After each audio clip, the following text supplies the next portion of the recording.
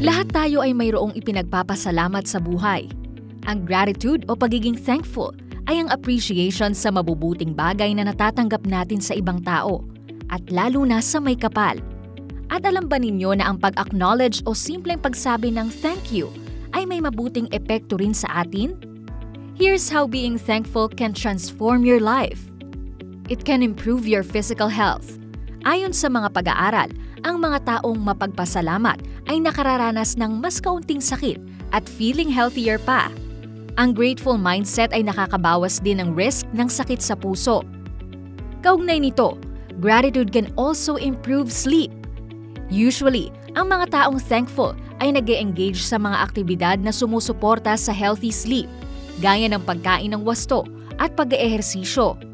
Bukod dito, ang pagkakaroon ng positive thoughts o pagsusulat ng grateful sentiments bago matulog ay nakatutulong upang makatulog ng mahimbing. Being thankful also improves psychological health. Pinapawi ng pagiging mapagpasalamat ang toxic na emosyon gaya ng pait, inggit at frustration. Napaiigting din ng gratitude ang feeling of happiness. Bukod dito, na-enhance din ng gratitude ang empathy at nababawasan naman ang aggression.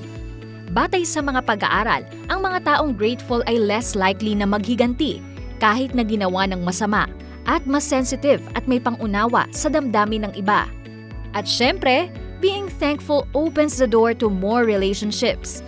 Ang pagsasabi ng salamat o thank you ay hindi lang basta bahagi ng good manners ng isang tao, kundi nagiging daan din upang makabuo ng pagkakaibigan, lalo na sa mga bagong kakilala. Yan ang mabubuting bagay na maaaring mangyari sa iyong buhay kung ikaw ay magiging thankful.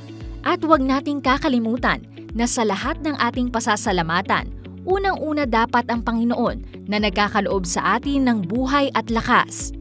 You can do it!